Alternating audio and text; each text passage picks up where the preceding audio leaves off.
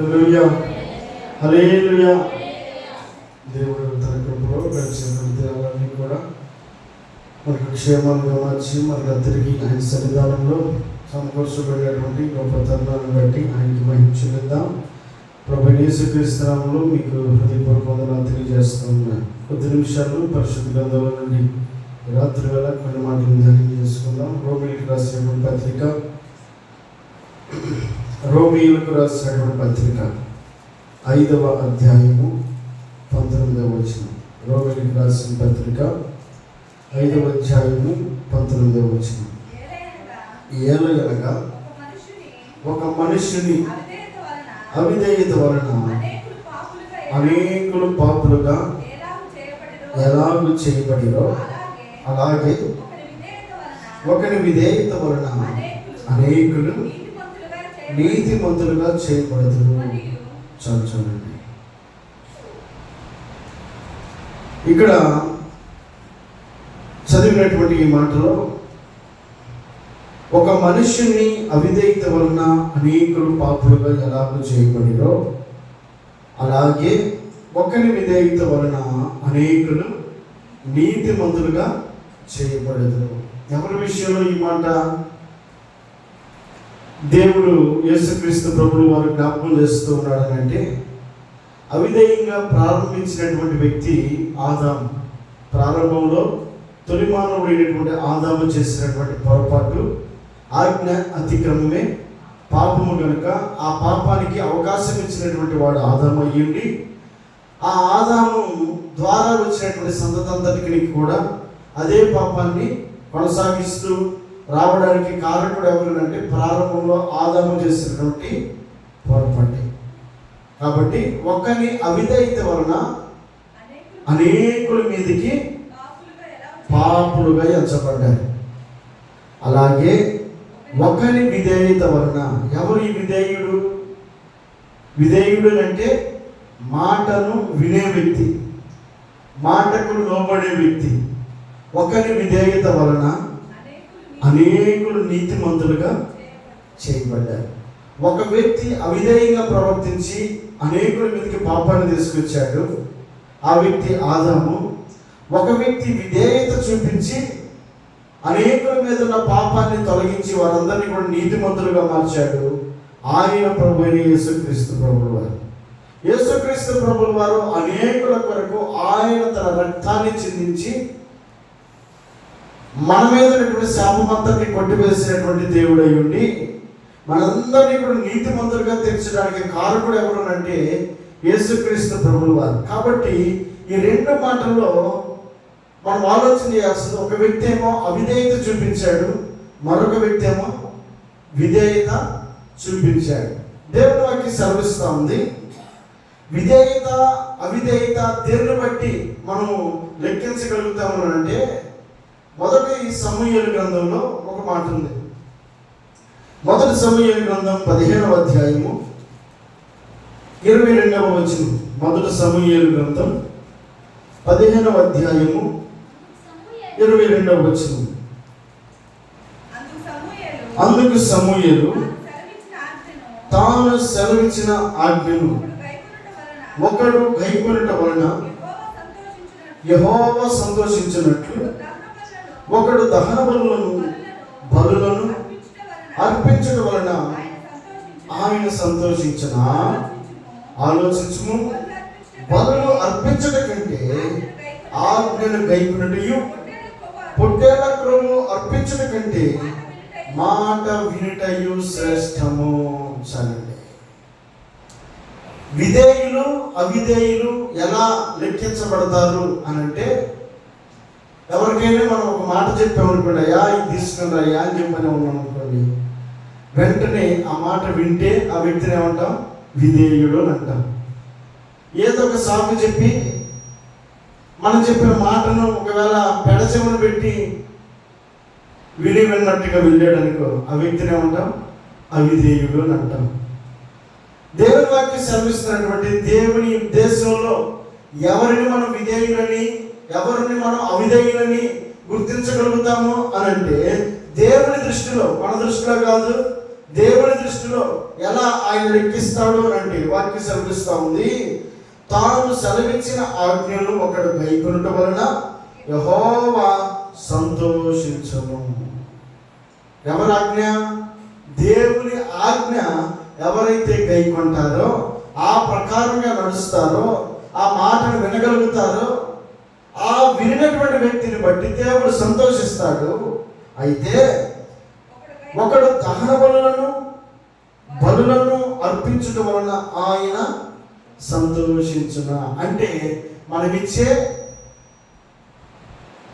అర్పణలైనా, మనం చేసే ప్రార్థనలైనా, లేకపోతే మనం ఇచ్చేటువంటి కానుకలైనా, ఇవి దేవుణ్ణి సంతోష పెట్టక మునుపు మనం చేయాల్సింది ఏంటంటే ఆయన ఆజ్ఞను మనం గైకొనే వారమై ఉండాలి. మొట్టమొదటిగా ఆయన ఆజ్ఞను మనం గైకొని ఆ తర్వాత చేసే వాటన్నిటికీ కూడా ఆయన అంగీకరించడానికి ఇష్టపడతాడు. వాక్యం ఏమైనా సెలవిస్తూ ఉందనంటే, చాలా మంది అనుకుంటా ఉన్నారు ఒకడు దహన బలులను అలాగే బలులను అర్పించడం వలన ఆయన సంతోషించునా. ఆయన సంతోషిస్తాడు. మనం ఏం చేసినా ఆయన కానికిస్తే సరిపోద్ది. మనం ఏం చేసినా ఆయనకు ఇప్పుడు భీమిస్తే సరిపోద్ది. మనం ఏం చేసినా మన చేతుల్లో కొంత ఇస్తే సరిపోద్ది. మనం చేసుకున్న పనిలో కొంత సొమ్మును ఆయనకి ఇస్తే సరిపోద్ది అని అనుకుంటే అది మన యొక్క అజ్ఞానం. దేవుడు కోరుకుంటుంది ఏమిటంటే ఆజ్ఞను గైకొనే విషయంలో దేవుడు సంతోషిస్తాడు. దేవుడు వాక్యం సెలవిస్తూ ఉంది, దహన బలులు అర్పించుట కంటే ఆజ్ఞను గైకొనుటయు, పొట్టేల కృపను అర్పించుట కంటే మాట వినుటయు శ్రేష్టము. ఆజ్ఞ వినాలి, ఆజ్ఞకు లోబడాలి. ఒకడు ఆజ్ఞను గైకొనుటయు, పొట్టేల కృప అర్పించుట కంటే మాట వినుటయు శ్రేష్టం. వీటన్నిటికంటే ముందుగా మొట్టమొదటిగా ఆయన మాట వింటే ఆయన సంతోషిస్తాడు, ఆయన ఆనందిస్తాడు. ఆయన ఆజ్ఞకు లోబడినటువంటి వారమై ఎప్పుడు పరిగణించబడతామనంటే ఎప్పుడైతే ఆయన మాటను మనం వినగలుగుతామో అప్పుడు దేవుడు సంతోషించేటువంటి పరిస్థితులను మనం కల్పించిన వారు మొత్తం. అందుకే దేవుని వాక్యం సెలవిస్తూ ఉంది, అవిధేయులు ఎవరు అనంటే ఆ ఆజ్ఞను గైకొనని వారు, ఆ మాటను విననటువంటి వారు, ఆయన మాటలను పెడచెవిన పెట్టినటువంటి వారు, ఆయన మాటకు లోబడినటువంటి వారు అవిధేయులు. విధేయులు ఎవరనంటే పొట్టేళ్లతో అర్పించడం కంటే మాట వినుటయు శ్రేష్టమని ఎవరైతే గుర్తించగలుగుతారో, ఆ మాటకు ఎవరైతే లోబడగలుగుతారో, ఆ మాటకు ఎవరైతే విధేయత చూపించగలుగుతారో వారిని బట్టి దేవుడు సంతోషించేవాడే. కాబట్టి ఈ రాత్రికాల సమయంలో అవిధేయత కలిగినటువంటి ఒక వ్యక్తిని మనం ఒకసారి పరిశుద్ధ గ్రంథంలో చూద్దాం. యోనా రాసినటువంటి గ్రంథం, యోనా గ్రంథము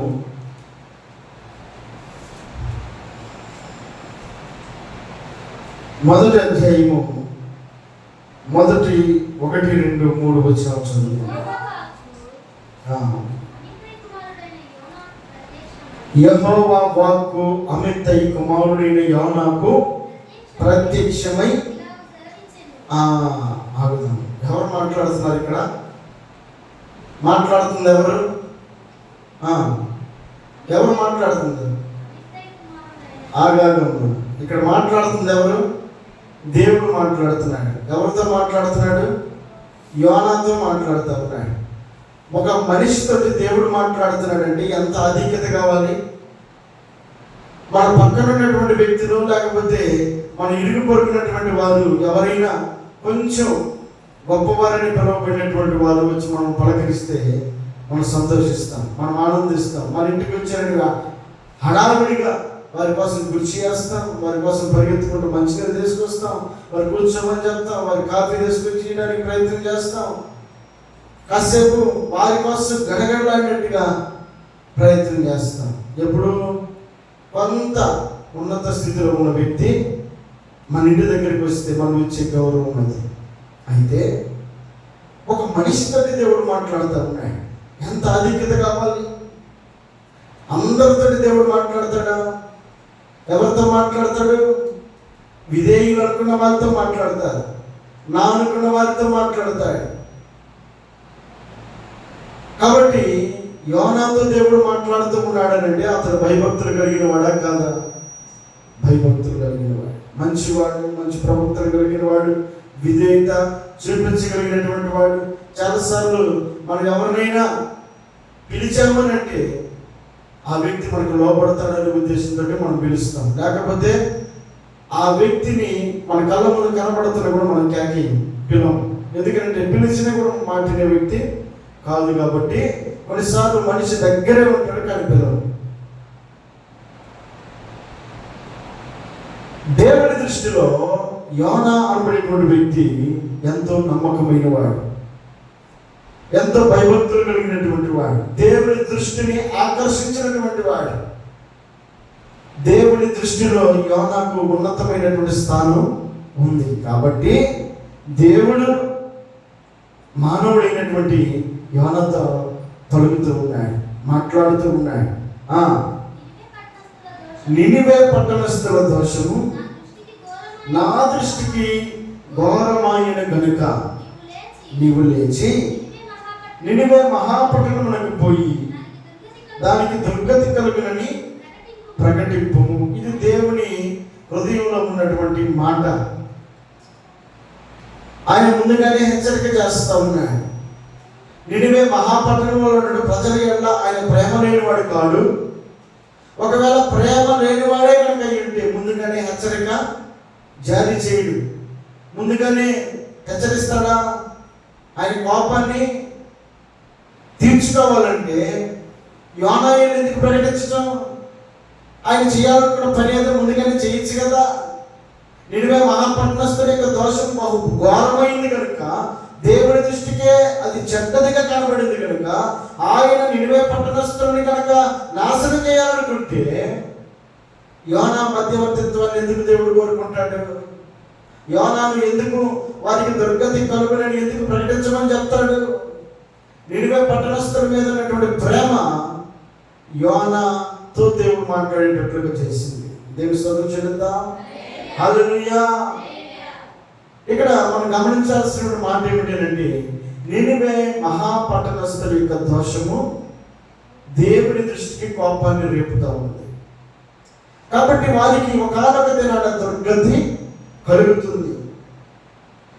మీరు నాశనమైపోబోతా ఉన్నారు, కాబట్టి మీ స్థితిగతులను మీరు మార్చుకోండి అనేటువంటి విషయం. దేవుడు మీ పట్ల కొంత కోపాన్ని కలిగి ఉన్నాడు, ఆయన కొంత ఆవేశంతో ఉన్నాడు. కాబట్టి మిమ్మల్ని మీరు సరిచేసుకోండి, మిమ్మల్ని మీరు క్రమపరచుకోండి అనేటువంటి ఒక హెచ్చరిక జారీ చేయమని చెప్పారని యోనాకు బాధ్యత అప్పగించాడు. దేవుని స్తోత్రం చెల్లిద్దాం. హల్లెలూయా. ఎవరికి అప్పగించాడు? విధేయత అనుకున్నటువంటి, మాట వింటాడు అనుకున్నటువంటి, మంచివాడు అనుకున్నటువంటి, భయభక్తులు కలిగిన వాడు అనుకున్నటువంటి, నా మాట మేరడు అనుకున్నటువంటి యోనాకు దేవుడు బాధ్యతలు అప్పగించాడు. ఈ భూమి మీద మనుషులు యోనా కంటే గొప్పవారు లేరా? యోనా కంటే హెచ్చైన వారు లేరా? యోనా కంటే మంచి వారు లేరా అని అంటే ఎంతో మంది ఉన్నారు. ఎందుకో దేవుడు కోరుకున్నాడు. కానీ యోనా తన బాధ్యతను, అలాగే తన ఆధిక్యతను మర్చిపోయిన వాడుగా ఉన్నాడు. దేవుడే మాట్లాడి యోనా నువ్వు ఈ పని చేయని చెప్పానంటే ఎంత గర్వంగా ఫీల్ అవ్వాలి, ఎంత సంతోషంగా ఫీల్ అవ్వాలి. అయ్యో, ఇంతమందిలో దేవుడు నన్ను పిలిచాడా, ఇంతమందిలో దేవుడు నాకు బాధ్యత అప్పగించాడా, ఇంతమందిలో దేవుడు నన్ను ఎన్నుకున్నాడా అనేటువంటి ఒకలాంటి సంతోషంతో ఉరికెత్తుతూ పరిగెత్తుతూ దేవుడు చెప్పిన పనిని చేయాల్సినటువంటి యోనా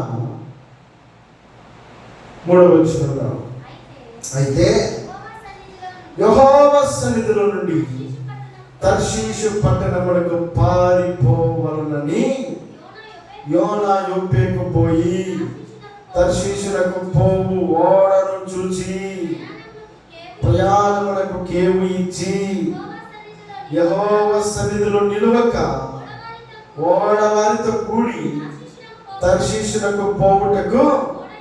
అదండి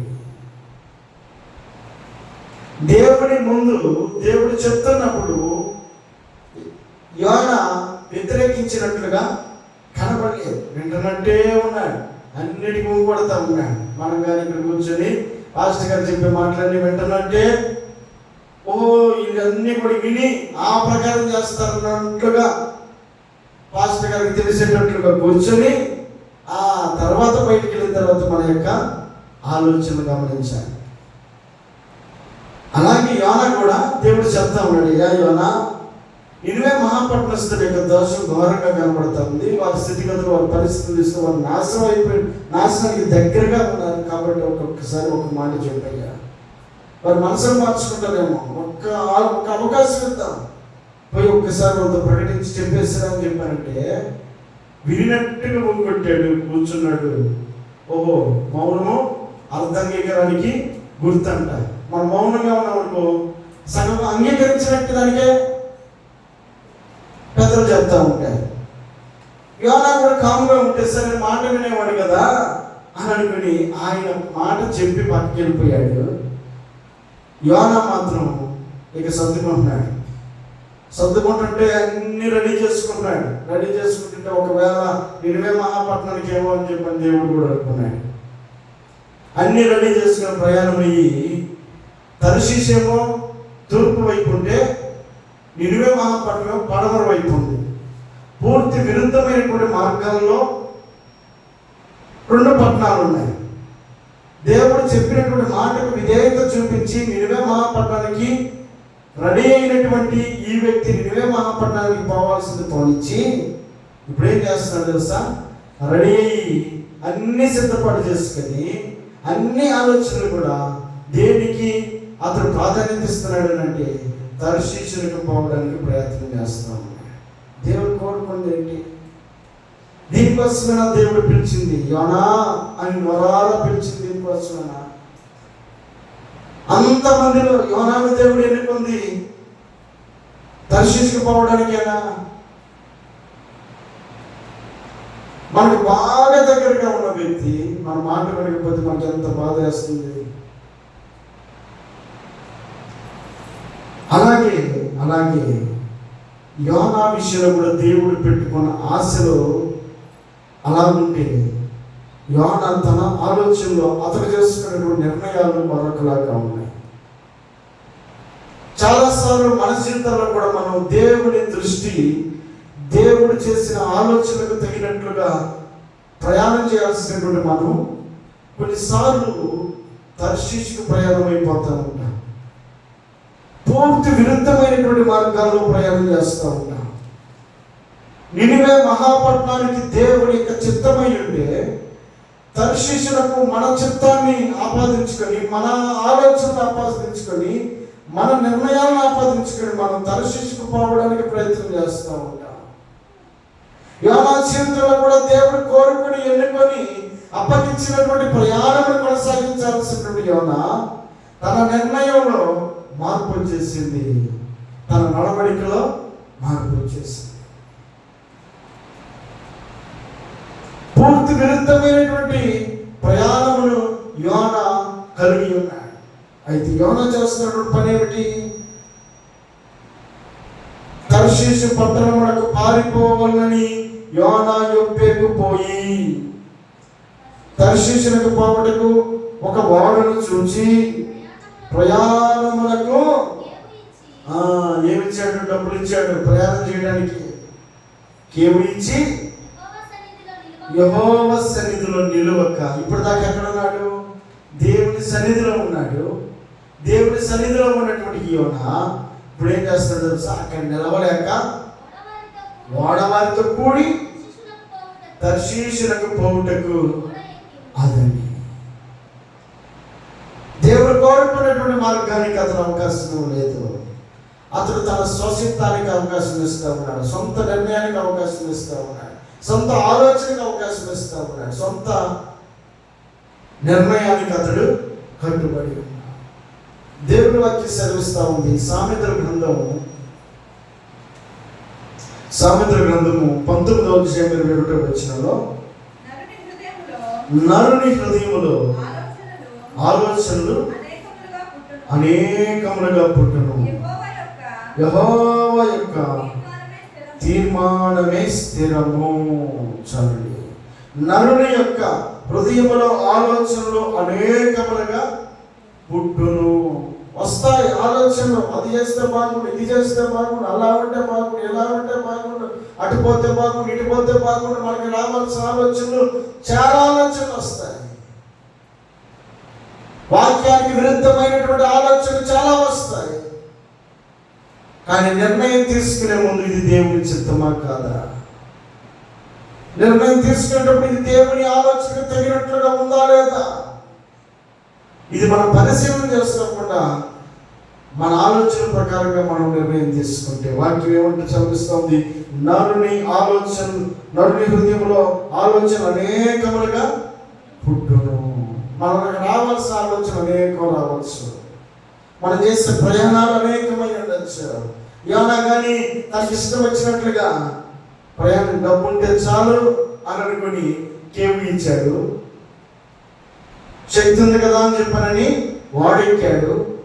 ప్రయాణం సాఫీగా సాగుతుంది కదా అనుకుని చక్కగా ఎక్కడ పడుకున్నాడు తెలుసా, వాడ దిగువ భాగమున పడుకొని గాఢ నిద్రపోతా ఉన్నాడు. గాఢ నిద్రపోతున్నాడు అంటే తన ప్రయాణం మీద ఎంత నమ్మకమో, ఇక నేను గమ్యానికి చేస్తాను.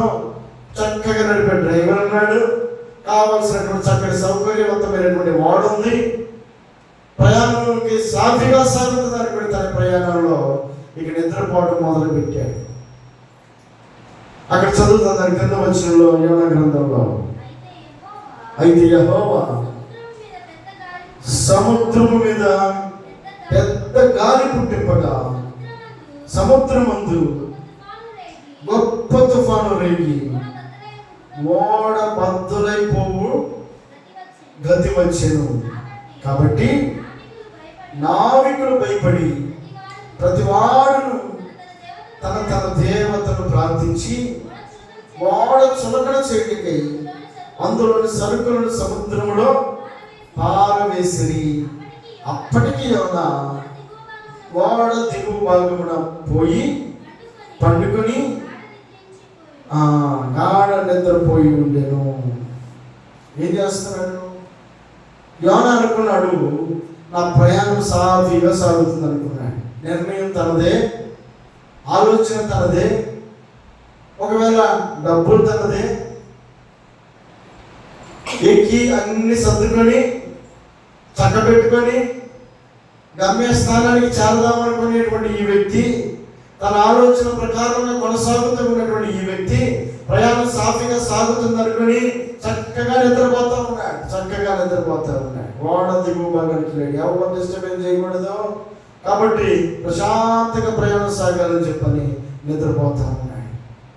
కానీ అర్థంతరంగా దరిదాపు 9 రోజులు ప్రయాణం గడిచిన తర్వాత, నడి సముద్రంలోకి వెళ్ళిన తర్వాత, గమ్యస్థానానికి ఇంకా దూరంగా ఉండగానే, అతను అనుకున్నటువంటి ఆలోచనలు అంత దూరం ఉండగానే ఇప్పుడు ఆశలన్నీ భంగమైపోయేటువంటి పరిస్థితులు వచ్చాయి.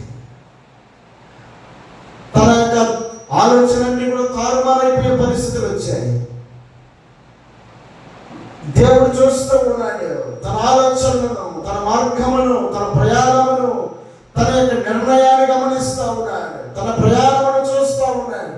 దేవుడు నినివే మహాపట్నానికి వెళ్ళమని యోనాకు అప్పగిస్తే బాధ్యత, యోనా తర్షీషుకు పోవడానికి ప్రయాణాన్ని కొనసాగించి అర్థంతరంగా మధ్య నడి సముద్రంలో ఇప్పుడు గొప్ప గాలి తుఫానును దేవుడు కలుగు చేసేదట. మన నిర్ణయాలన్నీ కూడా సాఫీగా జరగాలి అని అంటే దేవుని యొక్క చిత్తంలో మనం ప్రయాణం చేసేవారు. మనం అనుకోవచ్చు అనేక రకాలైనటువంటి ఆలోచనలు. దేవుని వాక్యం ఏమి సర్విస్తూ ఉంది? నరుని ఆలోచనలు అనేకంలో యెహోవా తీర్మానమే అది స్థిరపరిచేది. ఏంటంటే దేవుని తీర్మానం. ఒకవేళ అది దేవుని చిత్తమై ఉంటే సాఫీగా జరుగుతుంది, అది దేవుని చిత్తము కాకపోతే అలజడుల మధ్య మన ప్రయాణం కొనసాగుతుంది. కాబట్టి ఓడ దిగువ భాగమున గాఢ నిద్రలో ఉన్నప్పటికీ అక్కడ ప్రయాణము అర్ధంతరంగా ఆగిపోయింది. ఆగిపోయినటువంటి ఆ సందర్భంలో అన్యులైనటువంటి వారు, ఎవరు మీరు? అన్యులు, దేవుని ఎరిగిన వారు. ఇప్పుడు ఓడనగానే అందరూ దేవుని ఎరిగిన వాళ్ళు ఎక్కుతారా? ఇప్పుడు మనం బస్సు ఎక్కుతాం, బస్సు ఎక్కినప్పుడు అన్ని రకాలైనటువంటి మనుషులు ఉంటారు. అలాగే ఓడలో కూడా అనేక రకాలైనటువంటి మనుషులు ఉన్నారు. అనేక రకాలైనటువంటి మనుషుల మధ్యలో ఈ దేవుని చిత్తాన్ని తెలిసినటువంటి ఈ వ్యక్తి కూడా ప్రయాణం చేస్తూ ఉన్నాడు.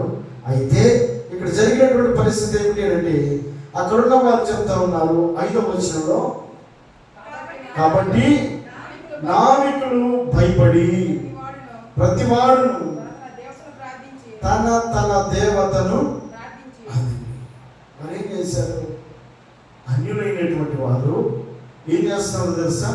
తన తన దేవతను ప్రార్థన చేస్తూ ఉన్నారు. కష్టంలో ఉన్నప్పుడు, అపాయంలో ఉన్నప్పుడు, ఇబ్బందిలో ఉన్నప్పుడు, సమస్యలో ఉన్నప్పుడు వారు తీసుకున్నటువంటి మొట్టమొదటి నిర్ణయం ఏంటి అంటే తమ తమ ప్రార్థన చేస్తూ ఉన్నారు. మరి ఈ వ్యక్తి ఏం చేస్తున్నాడు తెలుసా?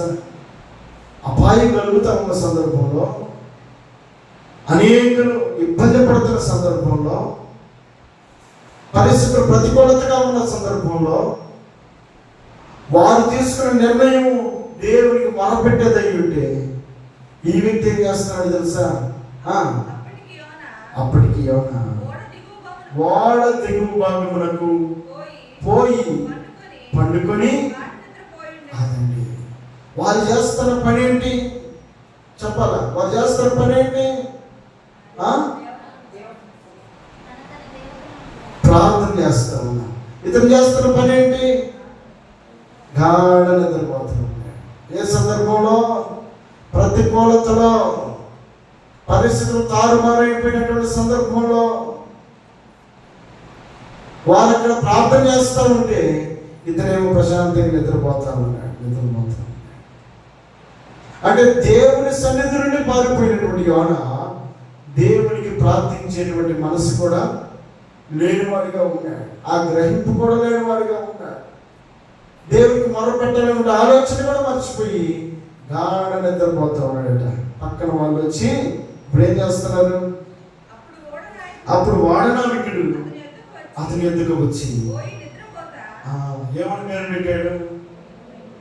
ప్రార్థించే వ్యక్తి అంటున్నాడు, ఒరి నిద్రపోతా, నీకేం వచ్చిందిరా పోయే కాలం, లేచి ఇప్పుడన్నా ప్రార్థన చేయి. ఇదిగో మనం చనిపోకుండా ఆ దేవుడు మన యందు కనుకరించునేమో అని చదివి వారికి ఎంత నమ్మకం తెలుసా? ఆ దేవుడు మనలను కనికరించునేమో, దేవుడు కనికరిస్తాడనేటువంటి విషయాన్ని ఎరిగి ఉన్నారు వారు. ఈ వ్యక్తి ఏమో గ్రహింపు లేని వ్యక్తిగా కనబడతాడు. గాఢ నిద్రలో ఉన్నాడు. పరిస్థితులను గ్రహించలేనట్టి స్థితిలోకి అతడు వెళ్ళిపోయినట్లుగా చూస్తూ ఉంటే అన్యులు వచ్చి పురుకొల్పుతూ ఉన్నారు. అన్యులు వచ్చి సరిచేస్తూ ఉన్నారు. నిద్రపోతా నీకేం వచ్చింది? లేచి నీ దేవునికి ప్రార్థించము. అదండి, నీ దేవునికి ప్రార్థించము. మొట్టమొదటిగా వారు చేసిన పని ఏంటి అంటే దేవునికి ప్రార్థన చేయడం. వారు నేర్పుతున్న పాఠం ఏంటి అంటే నీ దేవునికి ప్రార్థన చేయి. వారు చేస్తున్నారు. రెండోది పక్కన కూడా నేర్పుతూ ఉన్నాడు. ఈ వ్యక్తి ఏం చేస్తున్నాడు? నిద్రపోతూ ఉన్నాడు. అమాయకత్వంగా చూస్తూ ఉన్నాడు. కారణం ఏంటిదంటే అతడు యెహోవా సన్నిధి నుండి పారిపోయాడట. దేవుని సన్నిధిలో నుండి బయటకు వచ్చిన తర్వాత మంచిదో చెడుదో మనం గ్రహించలేము. దేవుని సన్నిధిలో ఉంటే ఆ గ్రహింపును కలిగి ఉంటాం, ఆ ఆత్మను కలిగి ఉంటాం, ఆ అభిషేకాన్ని కలిగి ఉంటాం, ఆ చురుకును కలిగి ఉంటాం. ఎప్పుడైతే దేవునికి దూరంగా ఉంటామో చలనం లేని వ్యక్తులుగా మారిపోతాం. ఏం జరుగుతుందో తెలియనటువంటి వ్యక్తులుగా మారిపోతాం. మీరు చేస్తున్న పని ప్రార్థన చేయడానికి వారు ప్రయాసపడుతున్నారు. రెండవది, యోనాను కూడా ప్రార్థనకు పురుకొలుపుతూ ఉన్నాయి. అయితే ఈ రాత్రికాల సమయంలో నీవు నేను మనమందరం కూడా గమనించాల్సినటువంటి గొప్ప ఆలోచన ఏమిటి? యోనా తన జీవితంలో తను తీసుకున్న నిర్ణయము అది దేవుని చిత్తమని అతడు గ్రహించలేకపోయాడు. దేవుని చిత్తం ఏంటో దేవుడు చెప్పాడు. అయ్యా, నినివే మహాపట్నము ఘోరమైనటువంటి స్థితిలో ఉంది, దానికి దుర్గతి కలుగునని ప్రకటించు. అది దేవుని చిత్తం అని తెలుసు కదా. దేవుని చిత్తం అని అంటే దేవుని ఇష్టమే కదా. ఆ ఇష్టాన్ని ఆల్రెడీ తెలుసు. అది తెలిసి కూడా నిర్లక్ష్యంగా అతడు తన స్వచ్ఛత్వానికి అతడు అవకాశం ఇచ్చాడు. తర్షీషుకు వెళ్ళడానికి అతడు ప్రయాణం కొనసాగించాడు. ప్రయాణం ఏమైపోయింది? ప్రయాణం అర్థంతరంగా ఆగిపోయింది. ఈ రాత్రికాల సమయంలో మనం గమనించాల్సింది, అవిధేయత కలిగినటువంటి వ్యక్తి దేవుని ఆజ్ఞను అనుసరించలేడు. అవిధేయత ఉన్నప్పుడు ఆజ్ఞను ఏమాత్రం కూడా అతడు నడుచుకోలేడు. ఆజ్ఞానుసారంగా అతడు నడుచుకోలేడు. దేవుని ఆజ్ఞను అతను ఏమాత్రం కూడా గ్రహింపలేని వ్యక్తిగా ఉంటాడు అవిధేయుడైన వ్యక్తి. విధేయుడు ఏం చేస్తాడు? చదువుదాం ఒక మాట. మొదటి పేతురు రాసినటువంటి పత్రిక, కొత్త నిబంధనలో 216 పేజీ.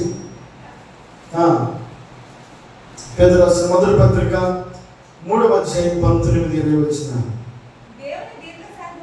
దేవుని దీర్ఘశాంతము ఇంకా కనిపెట్టుచుండినప్పుడు పూర్వము నోవహు దినములలో ఓడ సిద్ధపరచబడుచుండగా అవిధేయులైన వారి యొద్దకు, అనగా చెరలో ఉన్న ఆత్మల యొద్దకు ఆయన ఆత్మరూపిగానే వెళ్ళి వారికి ప్రకటించెను. ఆ ఓడలో కొందరు, అనగా 8 మంది నీటి ద్వారా రక్షణ పొందిరి. చదివి ప్రకటించింది ఎంతమందికి? వీరు అవిధేయులైనటువంటి వారు, మాటను విననటువంటి వారు, నోవహు చెప్తూ ఉన్నప్పుడు హేళన చేస్తూ ఉన్నటువంటి మనుషులు, అక్కడ ఉన్నటువంటి ప్రజలందరూ కూడా దేవునికి అవిధేయంగా, అలాగే నోవహు మాటకు ఎవరు కూడా లెక్క చేయనటువంటి రోజుల్లో దేవుడు ఆత్మస్వరూపిగా నోవహు ద్వారా మాట్లాడాడు. నోవహు ద్వారా ప్రకటింపజేశాడు. నోవహు ద్వారా తెలియపరిచాడు. దేవుని వాక్యం ఏమని సెలవిస్తూ ఉంది అంటే, అవిధేయులైన వారి యొద్దకు, అనగా చెరలో ఉన్న ఆత్మల యొద్దకు ఆయన ఆత్మరూపిగానే వెళ్ళి వారికి ప్రకటించాడు. ఎవరికి? వారందరికీ ప్రకటించాడు. అందరికీ ప్రకటించాడు. ఆ ఓడలో కొందరు, అనగా ఆ 8 మంది రక్షింపబడ్డారట. ప్రకటింపబడిందేమో అందరికీ, రక్షింపబడిందేమో 8 మంది. కారణం ఏంటి? చదువుదాం. ఆదికాండం 6వ అధ్యాయము.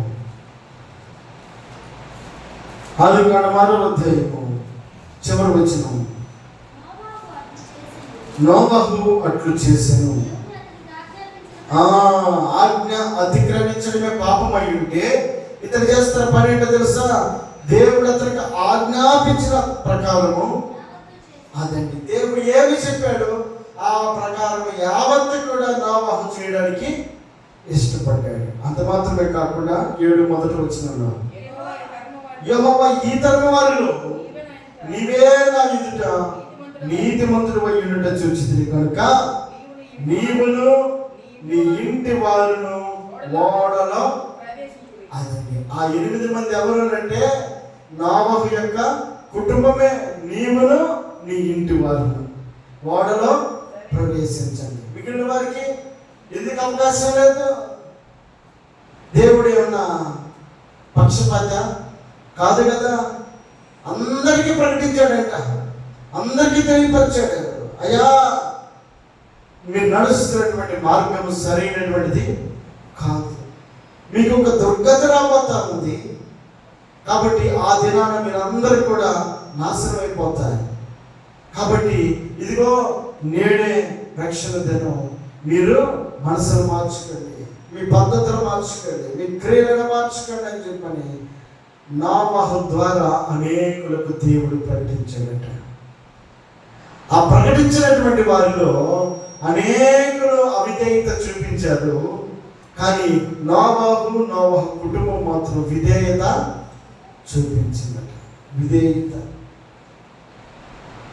ఒకడు పొట్టేళ్ల క్రొవ్వును అర్పించుట కంటే మాట వినుటయు శ్రేష్టము. మాట వినడం వలన మన జీవితాలు దీవెనకరంగా మార్చబడతాయి. నోవహు దేవుని మాట ప్రకారం యావత్తు చేశాడు, తను తన కుటుంబము రక్షింపబడింది. ఒకరి అవిధేయత వలన అనేకులు పాపులైంది, ఒకరి విధేయత వలన అనేకులు రక్షింపబడింది. నోవహు యొక్క కుటుంబము రక్షింపబడడానికి గల కారణం నోవహు యొక్క విధేయత కారణమయ్యింది. యోనా తన జీవితంలో నష్టాన్ని చవిచూడడానికి, ప్రయాణం సాఫీగా జరుగుతున్న ప్రయాణంలో ఆటంకాలు కలగడానికి అతడు చేసినటువంటి పొరపాటు ఏంటంటే, అతడు దేవుని సన్నిధి నుండి పారిపోయి తర్షీషులకు పోవాలని స్వచ్ఛతానికి అతను అవకాశాన్ని ఇచ్చిన వాడిగా ఉన్నాడు. చాలాసార్లు మన నిర్ణయాలు సరైనవని మనం అనుకోవచ్చు. ఒకటి ఎదుటిగా సరైన నిర్ణయం కలదు, తుదకది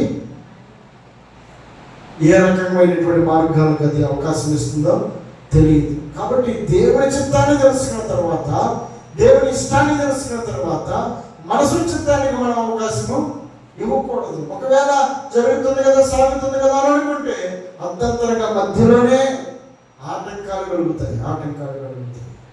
రాత్రి వేళ నేను గమనించాల్సింది, ఇదిగో ఒకడు పొట్టేలకు వర్పించుట కంటే మాట వినుటయు శ్రేష్టం.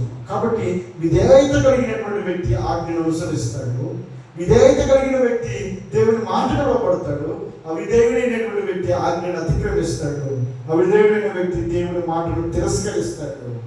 ఈ రాత్రి వేళ నీ నిర్ణయం ఎలాంటి నిర్ణయం? నువ్వు దేవుణ్ణి అతిక్రమించేటువంటి నిర్ణయంలో నువ్వు కోరుకున్న సంతోషం ఏమాత్రం కూడా నిలబడుతుంది. కాబట్టి దేవుని చిత్తాన్ని ఎరిగినటువంటి మనం దేవుని ఆలోచన ప్రకారంగా నడవగలిగితే దేవుడు మనలో సంతోషంతో నింపడానికి ఆయన ఇష్టపడతా ఉన్నాడు. తల వంచుదాం, ప్రార్థన చేసుకుందాం.